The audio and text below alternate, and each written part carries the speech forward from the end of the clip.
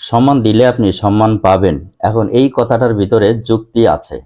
আপনি যদি সোনার দোকানে যেয়ে আপনি লোহার মূল্য পাবেন না, আবার লোহার দোকানে যেয়ে আপনি সোনার মূল্য পাবেন না।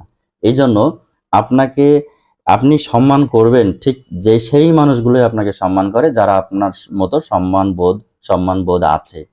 কিন্তু গরুর কাছে যে আপনি সম্মানবোধ পাবেন না, ছাগলের কাছে যে আপনি সম্মানবোধ পাবেন না। এই জন্য আপনি যে আচরণটা করবেন আপনি সেই আচরণটাই ব্যাক পাবেন। আর সম্মান করলে শুধু সম্মানই পাবেন না, আপনি বিশ্বাস, সহযোগিতা সবকিছুই পাবেন। আপনি যেমন অন্য মানুষের মতামত, অনুভূতি, তার অধিকারকে গুরুত্ব দিবেন, ঠিক তেমনি আপনার প্রতিও সেম আচরণটাই আসবে। আগেই বললাম যে সোনার দোকানে যেমন লোহার গুরুত্ব পাবেন না, আবার লোহার দোকানে আপনি সোনার গুরুত্ব পাবেন না।